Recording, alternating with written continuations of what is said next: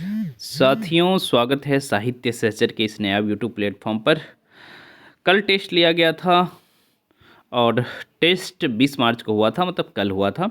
और उसमें मैंने एक एक्सपेरिमेंट, बहुत अच्छा एक्सपेरिमेंट ये किया था कि आप लोग को चूँकि 4 से 5 गद्यांश पूछ लिया जाता है, तो 30 अंक के टेस्ट में एक गद्यांश डालने का मैंने इरादा बनाया था और मैंने कर दिखाया। ओके, ये गद्यांश है जो कि आप लोग पढ़ सकते हैं और उसी आधार पर मैंने 5 क्वेश्चन पूछ लिए थे। ओके, तो आप भी ये गद्यांश पढ़िए और बाकी ये 5 प्रश्न कर लीजिए, वीडियो को पॉज करके या स्लो करके। ओके, देख लीजिए। लोक प्रचलित कहानियों में एक राजा प्रायः किस रूप में दिखाई देते हैं? तो सिंह के रूप में दिखाई देते हैं। ओके, अब बीच में कोई भी मैसेजेज आएगा, कॉल आएगा, उसको आप इग्नोर करिएगा। ओके, कोई दिक्कत नहीं है, हमारे स्टूडेंट्स सब होंगे। ओके, उसके बाद दूसरी बात यह है कि उपरोक्त गद्यांश में चालाक सियार और लोमड़ियों से तात्पर्य क्या है, तो आप उसमें खोजिएगा और आपको मिलेगा। ओके, और 93% छात्र सही कर रहे हैं। राजा के चाटुकार किस तरह अपना उल्लू सीधा करते हैं, ये भी आपको गद्यांश से मिलेगा। वे राजकुमार भाग्यशाली हैं जिनकी माँओं ने खाली स्थान भरे। ओके, तो ये सही से लोग नहीं किए हैं, क्योंकि सिर्फ 51% छात्र सही कर पा रहे हैं कि मातृत्व का भार दाइयों के संग स्वयं निर्वहन करें। ओके, तो ये 51% छात्र ने ही सही किया है। ओके, एक राजकुमार किस प्रकार अपनी रक्षा चाटुकारों से कर सकता है? ओके, तो एक राजकुमार अपनी रक्षा किस प्रकार अपने चाटुकारों से कर सकता है? तो आत्म प्रशंसा की व्याधि से स्वयं को बचाकर, और दूसरी बात यह है विलासिता से दूर रहकर। यहाँ लास्ट लाइन में ये लिखा है। ओके, एक राजकुमार सबसे पहले अपने चाटुकारों से अपनी रक्षा करनी चाहिए और इसका एक ही उपाय है, आत्म प्रशंसा की व्याधि से अपने को बचाना, विलासिता से दूर रहना। दो बातें यहाँ है, तो ये दो बातों के आधार पे हमने इसका ये उत्तर सही माना है। ओके,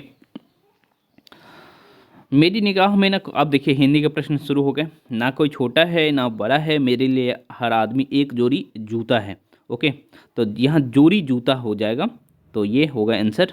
ओके, और मोचीराम कविता से, और आपको बताइए, आपको बताना है धूमिल की ही कविता है ना ये, या किसी और की है।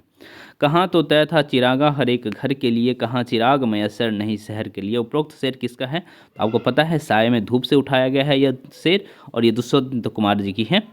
हाँ, और चूंकि जो है हम नई कविता, प्रयोगवाद और सभी पढ़ा रखे थे, और वहीं से सारा प्रश्न उठाया जा रहा है। हाँ, तुम मुझसे प्रेम करो जैसे मछलियाँ लहरों से करती है, जिसमें वह फंसनी नहीं आती। ओके, उपरोक्त काव्य पंक्ति जिस कवि की है वह किस सप्तक के हैं? तो ये शमशेर बहादुर सिंह की कविता है, और इस वजह से शमशेर बहादुर सिंह सेकंड सप्तक के हैं, तो आंसर दूसरा सप्तक हो जाएगा। सांप तुम में सभ्य तो हुए नहीं, नगर में बसना तुम्हें नहीं आया, तब कैसे सीखा? हाँ, डसना विष कहाँ से पाया? तो आगे की कविता है सांप, वहीं से उठाया गया है, तो डसना और विष उत्तर हो जाएगा। ओके, निम्नलिखित कथनों पर विचार कीजिए। गगन गिल मैं जब तक बाहर आई पर, गगन गिल को मैं जब तक आई बाहर पर साहित्य अकादमी दिया गया, तो सही बात है। गगन गिल को 2016 में साहित्य अकादमी दिया गया, ये बात गलत है। ओके, तो कथन एक ही सिर्फ सही है। ओके, और गगन गिल काफ़ी चर्चा में रही है, चूँकि 2024 का साहित्य अकादमी इन्हें ही दिया गया है। निम्नलिखित कथनों पर विचार कीजिए एवं सत्य कथन चुनें। ओके, पहाड़ पर लालटेन स्वप्निल श्रीवास्तव की है? नहीं, बिल्कुल नहीं है।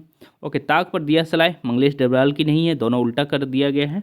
ओके, अपनी केवल धार तो अरुण कमल की है, लेकिन क से कबूतर उदय प्रकाश की है, तो ये भी स्टेटमेंट गलत हो जाएगा। तो उपयुक्त में से कोई नहीं, इसका उत्तर सही होगा, क्योंकि आपसे पूछा जा रहा है सत्य कथन चुने। ब्रूनो की बेटियां आलोक धनवा की रचना है, तो ये आप याद रखेंगे। सुनो हीरामन भगवत रावत की रचना है। ओके, जलसा घर, मगध, माया दर्पण इत्यादि किसका काव्य संग्रह है? तो मगध आपको जलसा घर नहीं याद होगा, माया दर्पण नहीं याद होगा, लेकिन मगध जरूर याद होगा, तो ये श्रीकांत वर्मा की रचना है। ओके, निम्न में शकुंत माथुर की रचना है। धूप के दान, चांदनी चुनर, आत्महत्या के विरुद्ध, तो चांदनी चुनर जो है माथुर जी की रचना है। ओके, और शकुंत माथुर याद रखेंगे।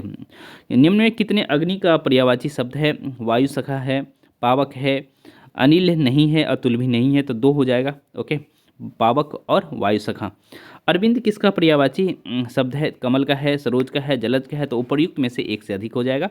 ओके, तो भवानी नंदन किस देवता का पर्यायवाची शब्द है? तो जो है ये गणेश जी का पर्यायवाची शब्द है। पार्वती के पुत्र हैं भवानी, मतलब गणेश, तो पार्वती और दुर्गा का एक ही रूप माना जाता है, तो आप इस तरह से याद रख सकते हैं। वैशाख नंदन का पर्यायवाची शब्द नहीं है। खर, गंधर्व, गधा। ओके, तो सभी गधा को कहते हैं वैशाख नंदन। ओके, तो आप लोग भी बैसाख नंदन मत बनिए, अच्छे से मेहनत करिए। तो इसका उत्तर उपयुक्त में से कोई नहीं होगा, क्योंकि सभी के सभी गधा का पर्यायवाची शब्द हैं। असत्य कथन चुनना है। पति का पर्यायवाची शब्द आर्यपुत्र है। आदित्य देवता का पर्यायवाची शब्द है। ओके, सलील वायु का पर्यायवाची शब्द है, तो असत्य यही हो जाएगा, सलील वायु का नहीं है, जल का है ना। एक आदमी एक साइकिल 450 रुपये में बेचने पर 20% हानि सहता है, साइकिल को 20% लाभ पर बेचना चाहता है, तो विक्रय मूल्य क्या होगा। तो इसको मैं थोड़ा सा बता देता हूँ, हमारे पास पेन है। ओके, तो 450 रुपये में बेचा है। ओके, और 20% हानि पे सहा है, इसका मतलब 20% का मतलब क्या होता है, 1/5 होता है, मतलब 4/5 हो जाएगा कि नहीं, 4/5, 4/5 मतलब 4 का मतलब आपका 450 है। ओके, अब कह रहे 20% लाभ पे बेच रहे हैं, तो 20% का लाभ मतलब 6/5 हुआ।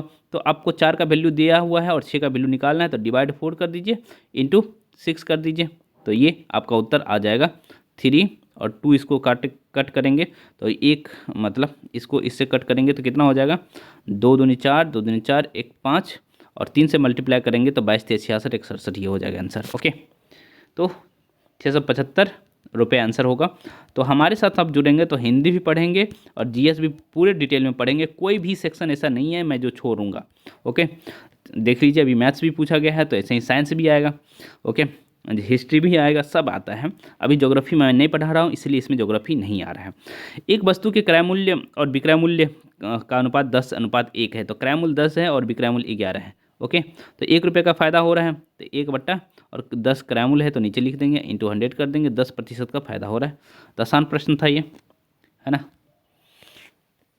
आगे बढ़ते हैं, ये देखिए 23वां प्रश्न है हमारा। धीरे धीरे हम 23 प्रश्नों की तरफ चले आए हैं, और थोड़ा सा मैं फास्ट इसलिए बता रहा हूँ क्योंकि मैं चाहता हूँ वीडियो छोड़ता रहे, आप लोग सिर्फ डिस्कशन देख के अच्छे से पढ़ाई करें। ओके, एलईडी का अर्थ है लाइट इमिटिंग डायोड, बिल्कुल सही बात है। एलईडी प्रबल विद्युत धारा प्रवाहित होने पर ही दीप्त होता है, तो ये गलत स्टेटमेंट है, ही लग दिया गया है ना। ओके, तो एलईडी में यदि दुर्बल विद्युत धारा भी रहे तो वो दीप्त हो सकता है, मतलब जल सकता है। इस वजह से इसका उत्तर कथन एक सही होगा बस। ओके, दूसरा स्टेटमेंट गलत हो जाएगा। ओके, ये देखिए, विद्युत चालन के लिए अधिकांश द्रव्य होते हैं, अम्ल के विलयन, क्षारक के विलयन, लवण के विलयन, ये तीनों के तीनों सही हो जाएगा, इसलिए उपयुक्त में से एक से अधिक सही होगा। ओके, क्योंकि विद्युत जो है वो तीनों में फॉलो कर सकता है। हमारा ये नेक्स्ट प्रश्न है, विद्युत दिखा सकता है, उसमें प्रभाव, रासायनिक प्रभाव, चुंबकीय प्रभाव, सभी के सभी विद्युत दिखा सकता है। ओके, अब देखिए हिस्ट्री के प्रश्न आ गए। निम्नलिखित कथनों पर विचार कीजिए और असत्य कथन चुनिए। तो देखिए, असत्य कथन चुनना है, तो गांधी जी ने दांडी यात्रा 24 दिनों तक की थी, ठीक है, 12 मार्च को शुरू किए थे, ये भी सही है, लेकिन इसमें 78 सहयोगी थे, न कि 88। ओके, तो ये याद रखेंगे आप। और एग्जैक्ट 78 है या फिर कुछ और है, एक बार आप कंफर्म मुझे करेंगे। ओके, और मैं आपको पढ़ाया हूँ बहुत अच्छे से, क्लास 10th के एनसीईआरटी में पढ़ाया हूँ, तो आप गलत मत करिएगा।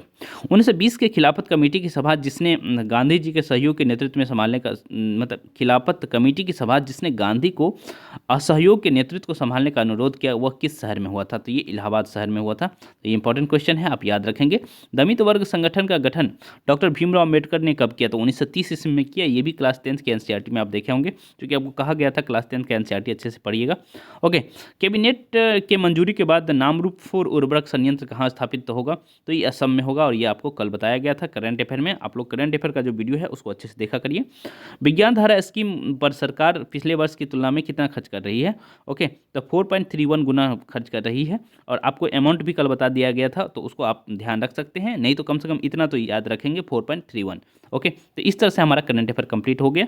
और जो भी बैचेज है हमारा, चाहे हिंदी साहित्य से आप जुड़ना चाह रहे हैं, हिंदी साहित्य के लिए जुड़ना चाह रहे हैं, तो मैं कहूँगा BPSC TRE 4.0 full course join कर दिए, जिसमें जीएस और हिंदी दोनों पढ़ाया जा रहा है, मात्र 1100 रुपये में।